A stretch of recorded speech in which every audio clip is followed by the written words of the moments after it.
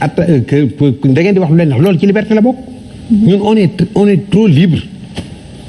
mais bëgg marche tamit ñu tere la ko. mais bëgg marche mais su naree entraver quiétude du population yi parce que accordé leen ko benn yoon dara xewul. ñu ñëw ba ko def yoonu tool nekkuñu ci réew mi pour ay marche réew mi tal nañ leneen le président Macky Sall ak loo ko mën a waxal nag loo bañ njomboor xam ni gudd na nopp loo ko mën a waxal xam nga ni mi ngi liggéey dëkk bi yëpp mi ngi liggéey. ah bon waaw mi ngi liggéey bu baax sax mi ngi liggéey mais nan ko bàyyi bu liggéey am na mandat bi dina jeex su jeexee ñu xam lu population yi décidé mais bu ñu taxaw bëgg a sukkandiku ci ay affaire troisième mandat Macky Sall waxagul waxi mandat te su boobaa it conseil constitutionnel mooy décidé te ci seen kii le maire de Dakar Barthélémy Dias mon fils là. am na vidéo mbaa ngi circulé fépp bi muy wax ci affaire ci temps 2012 Abdoulaye Wade dañ ko songoon parce que affaire politicien la mais ñëpp xam na ne Macky Sall am na droit yenn 2 mandats de 5 ans bële bokku ci woon moo ko wax ñëpp dégg kenn du ci commenté kenn du ko jéem a du ngeen ko jéem a dugalaat sax di def ay vaar. mais parce que c'est pas parce que daf ko wax que.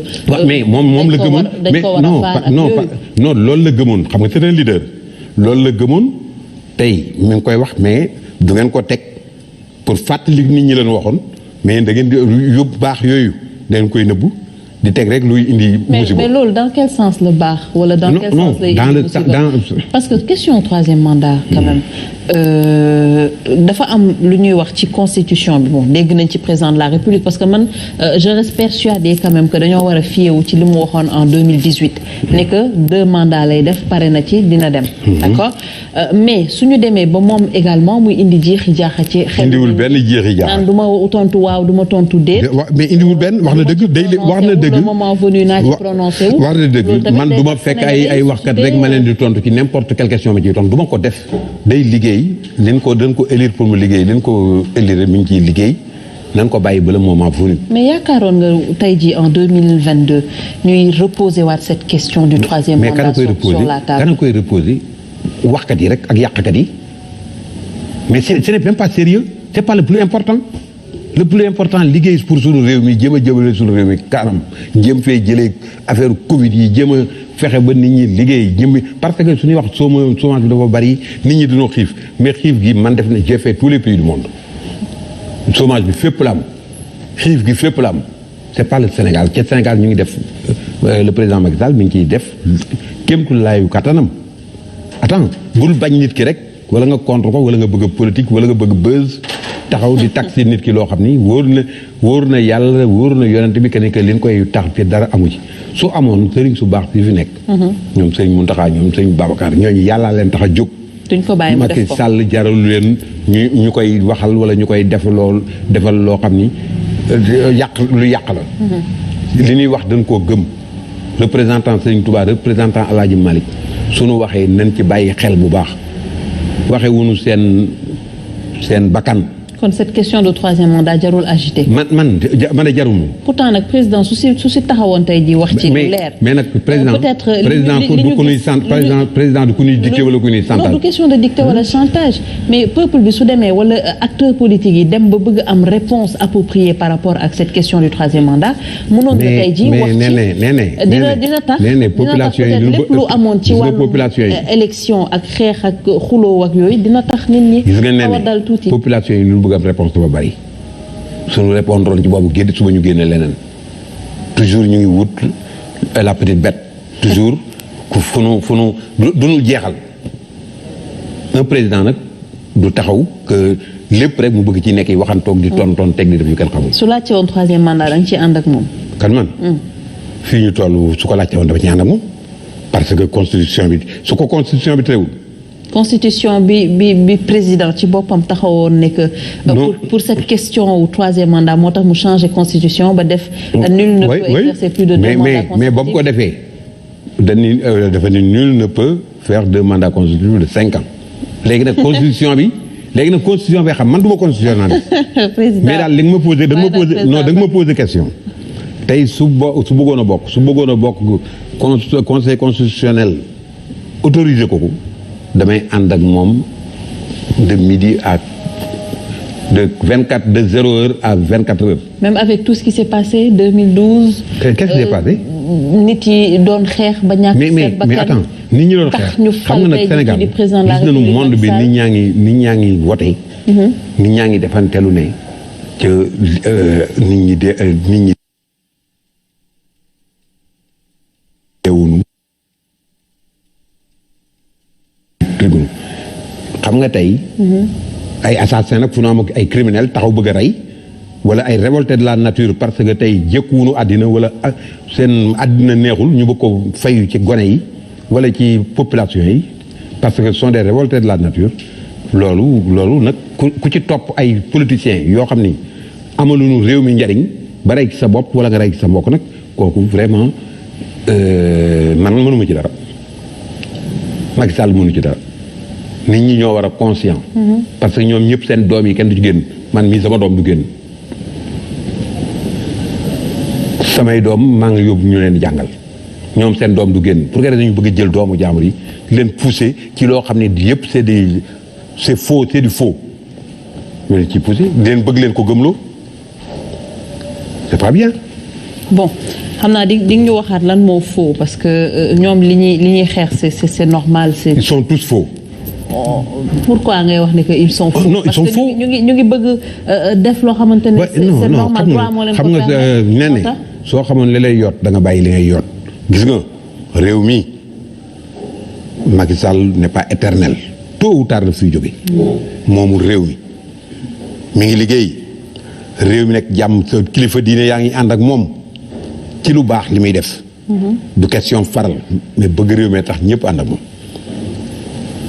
tey su fi jógee it keneen day ñëw mais kay ñëw yàlla na mel ni Macky Sall wala mu gën ko mais di jéem a aventure wu ba indi fii as musiba ñu amee suñu réew mi musiba rek a fii nekk gis nañu réew yu bëri yoo xam ne tey daanaka yàqu na ay guerre civile ak ay yu kenn xamul yooyu amul Sénégal stabilité bii ñu am moo tax tey ngeen mën a toog fii su leen neexee toog seeni plateau lu neex waaye wax soo xamoon li lay yoon na da nga bàyyi li ngay yoon. kan ngay waxal noonu. yéen ñëpp Sénégal politique yeeg ñëpp ak surtout waxuma sax politique yi parce que politique ñoom dañuy yàq réew. ñi may waxal mooy population yi nga xam ni ndeysaan duñ ci gagné dara. gars yi suñu xeexee ba pare it lan cay am ñoo koy lekk ñoom ak seen njaboot population yi duñ ci gagné dara.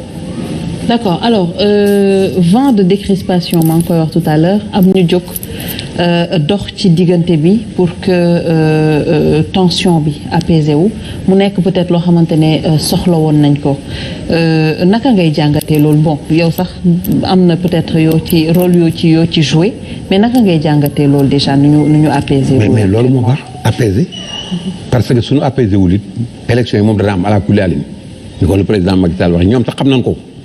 dañ doon kii nag dañ doon sóob nag dañ fale que ñu pousse tuuti nappaate jéem a wax dafa ni def benn campagne de com mais xam na ni élection day am ñoom kay nañ jéem a supporter seen candidat yooyu nga xam ne suppléant la nekkoon ñoo leen ëpp wërsëg xam nga ñu xeeboon ba sànni leen suppléant ñoo leen ëpp wërsëg nan jéem a góorgóorlu ba ñooñu am ci quelques députés parce que quelques rek lañ ci mën a am. Ah bon? waaw quelque rek lañ ci maanaam. yaa ngi sous-estimé loo xam ne non du question sous-estimé ñoom yàllaa leen àtteeg seen i militants ak seen i suppléants parce que am na ci ñoo xam ni mérité wuñu woon nekk ci liste ba am na ci ay suppléants yoo xam ne ci liste ba la waroon nekk am na ci ñoo xam ne ku ci mel ni Babacar Diop bu Thiès le maire de Thiès laa nga xam ne dañ ko liquider complètement mais àqu ñooñu moo leen dal. dañ ko liquider te pourtant ñu ngi ko porté ba mu nekk maire. waaw ñu ngi ko porté attends mais c'est pas parce que nekkoo ci liste. non mais dafa amoon ay critères ñoom ñoo ko waxal seen bopp. Babacar Diop it moo ko wax ay critères la ñu amoon c'est-à-dire ku dem ba nekk un maire de Thiès Thiès c'est une grande ville dëkku Idrissa Seck nga gañe ko war na laa bàyyi xel. nan waxante dëgg rek bu nekk naa fekk nan waxante dëgg. On l'a liquidé je ne sais pas pour quelle raison et tout ça donc ñoom dañuy lekkante ci seen biir te su leen joxoon réew mi noonu la ñuy continuer lekkante. oui mais loolu on peut investiture moo mel noonu. ah non investiture foo dem di nga gis ay frustré parce que même au rang de benn ci rang Benno Bokk Yaakaar yi gis dama la jox benn exemple un Babacar Diop maire de Thiès na tudd ma Samba na tudd ma Demba mais un maire de Thiès nekk opposition fexe ba gagné Thiès kooku il n'est pas négligé. Que ça soit Massamba Mademba Babacar Diop ou n'importe qui c'est pas négligé foofu lay waxee. d'accord yaa ngi woon ci liste yi ne que suppléants yi peut-être ñoom ñooy dem alhamdulilah pour ñoom. pour ñoom kay ñu ngay fecc. mais tamit la faute à qui wala fan la ñuy situer la part de responsabilité. mais parce que gis c'est inédit. quand même ñu gis ne que dañuy séparer ay listes titulaires. dem fii suppléants di dem fee. mais ñoom ñoo ko waxal seen responsabilité bi ngay Ousmane Sonko a dit que ñun ñoo juum moo ko wax. moo leen ko wax yéen presse bi ñëpp toog ñoom ñoo def erreur ban defee erreur nañ ko assumer ñoo def erreur nañ ko assumer c'est tout pour que ñu bëgg a lëndëmal xelu nit ñi. waaw mais erreur boobu di wax nañ ko. waaw ñoo def erreur mais kon kay responsabilité boobu foofu la. erreur bi il fallait juste dindi koo xamante ne. mais duñ ko dindi la loi est dure mais elle reste la loi. loi du lu ñuy négocier loi kenn du ko négocier ak lu mu metti nag. la loi est très dure. est-ce que amul benn jaay doole bu nekk ci biir. yaakaar na ne que seen liste titulaire su demee di ngeen conforter seen majorité. xanaa loi bay jaay doole kon. ñoom ñëpp nee nañu ay intellectuels lañu jàng nañu xam nañu loi ñoo fa nekk ak seen cuune di xëccoog di def yu kenn xamul ba juum mais nañu ko assumer beneen yoon du ñu juum élection day ñëwaat dans 5 ans yàggul. dans 5 ans. oui yàggul comme juum nañu. école la danañu ci jàng. su leen fi yàlla bàyyi jàmm yàlla leen fi yàlla bàyyi ba booba mais tey juum nañu tey moom le coup est déjà parti. en tout cas juum boobu lu ñuy xoolaat la parce que. non duñ ko xoolaat carrément mais xanaa nee na yaa ko bëgg a nee na yaa ko bëgg a xoolaat mais fi mu ne ñoo juum peut-être nag ëllëg comme li nga wax duñ koy xoolaat man nañoo changer loi yi wotewaat ko bis bu assemblée bi toogaatee yooyu ñu seet lu ñu ci war a seet mais bii moom c'est la loi est très dure mais elle reste la loi. yet wi dal na ci seen kaw nan ko accepté. ci seen kaw yéen it même bu fekkee. waaw ñu ne dal na ci suñu kaw. même bu fekkee. yet wi dafa gën a woyof rek. ñun lay def bon. ngeen xalaat ci peut-être di ngeen conforter seen majorité. mais xanaa ñi gën a mettile mooy ay ñoom Bougane Gueye ñoom gëm sa bopp ak yooyu nga xam ne ñoom la ñu jëkk a liquidé. ñoom ñoo gën a mettile. ñu ngi kaas ñu ngi kii mais c'est très dur. ci parrainage c'est très dur mais la loi est là pour tout le monde. mu nekk yooyu yëpp également peut-être xam naa après élection yi ñu war a toog. xoolal waaw d'accord après élection yi. mais bi yoon moom. béy wéy na mbuus. mais Père Gaston. dañoo gis également au sein yéen ci seen biir ku génn bëgg wax président de la République enfin on va dire dëgg parce que dafa am ñu génnoon ñoo xamante ne ku ci mel ni suñu yaay Aminata Tall génn di artu wala wax sax ni que peut-être waroon nañ xoolaat les choses wala musuñu gis lii ci loi ñu bëri wala ci yéen attaqué ñooñu. alors que président de la République peut-être nee na xam nga li gën a bon ci àddina dafa war a soxla ñu koy wax. xam nga li gën a bon ci àddina. malhonnêteté intellectuelle. pourquoi mu nekk malhonnêteté non ci laa jëm malhonnêteté intellectuelle moo gën a bon ci àddina soo toogee ci station bu baax. di tagg Macky Sall lu Macky Sall def nga ne noonu la mais réew mi nag ñëpp ko bokk du ñoom rek ñoo war a toog ci station yooyu. yow mi mérité nga toog fa keneen mérité na toog fa suñ la fa remplacé nga toog ñetti at ñaari at kenn gestu la nga defee ni dee jot na nga ne naa jóg saalit loolu du ngor du àddina que muy Aminata Tall lu ne am na ko ci réew mi tey bi muy wax nii mi ngi ci logement état la nekk kenn jëlewu ko fa ki ma ci gën a bett nag moom mooy mon frère Mankeur parce que Mankeur dafa yiw vraiment mënoon ko ma sa xamal su demee sax ba bëgg a changer bëgg a jëlee responsabilité am na ko endossé ay responsabilités. mais loolu tam est-ce que du problème. non père ku ñëw taxaw wax position boo xamante ne. non mais waxuñu position non mais waxu rek ngeen xalaat ne que dafa frustré. wala mu amul woon la amatul moom moo tax mu wax façon defin. est-ce que waroo leen ko jàngee neneen. non xam nga façon defin dafa am solo. c'est-à-dire que warul nit ba Aminata Tall wax mu làqatu ci ginnaaw Aminata Tall pour di ko féliciter def na dem ba ca président Macky Sall wala mu dem ci ñëw seen show wala ndumbelaan dénoncer na jëlee responsabilité boobu mais bu mu toog di féliciter keneen ak def yeneen te ñoom ñëpp li ñu yor bi Macky Sall leen ko jox ci ba mu leen koy jox bi nekkee ci wetam ñoom ñëpp danoo dosiloon c'est que man foofu loolu moo ma metti mais man bañuma nit kuy kaas ci droit am di wax lu la neex soo gisee loo war a wax Macky Sall nga wax ko mais doo lekk ci cere ji bu neex lool nga dem ba ñeex mi jeex rek nga tiit dafa ne affaire bi c'est fini taxal mu wuti feneen. am na sax ñuy wax ni te non loolu egseeguma ci parce que amaguma toutes les informations. dafa am benn booy bu nu ngemb bu journaliste bu nu ngemb boo xam ne moom lii muy def yëpp ñoom ñoo nekk ci ginnaawam. et que non déggoo man la mënaguma ko wax parce que amaguma information yi et puis xam nga li ñu gën a métti mooy sama sang bu baax bi Serigne Moussa. te ngeen bàyyi journaliste yi. non duñ leen bàyyi parce que ku ci ñëw di wax dara rek nga ne kii dañ ko. duñ leen bàyyi parce que yéen a ci bokk yéen a ñëw duñ leen bàyyi bàyyiwu leen lu li tax ñu leen di bàyyi. parce que yéen daal mais non yéen li ngeen di def ñun loolu la ñuy relater. mais dama ni bàyyi mais ñun tam li ñu xalaat ñun tam li ngeen di def kii la fi toogal wala kii la fi toogal. li ñuy def ngeen di wax ñun it li ñu xalaat la leen koy wax. parce que gëmuñu leen ñun gëmuñu leen su ngeen nu gëmul wala ngeen bëgg a jaxase bopp nit ñi ñun ñu wax leen leen xalaat c'est tout. tey bi ñu ko waxee Aminata Tall bi muy génn ci Serigne Moussa Nawel at a ngi nii gisantewul ak moom man xam naa ci dara. Moussa Nawel sama fii nga toog yendu na fii amagul weer di nit ku baax nga xam ni tey mooy Serigne Touba lépp lu Serigne Touba di def lu tey muy Serigne Mountakha moom lay jiital muy léppam ñëpp respecté ko bokkul ci affaire Covid xamul affaire yooyu ñëpp xam nañu Serigne Moussa Nawel mu génne fa ànd ak Cheikh Alassane Sène nga xam ne bokkunu parti bokkunoon jëmukaay moom la fa yóbboon di ko présenté génn su waxee ñu defe ne sëriñ bi ko avalisé man ci saa si laa yëkkat sama téléphone woo sëriñ bi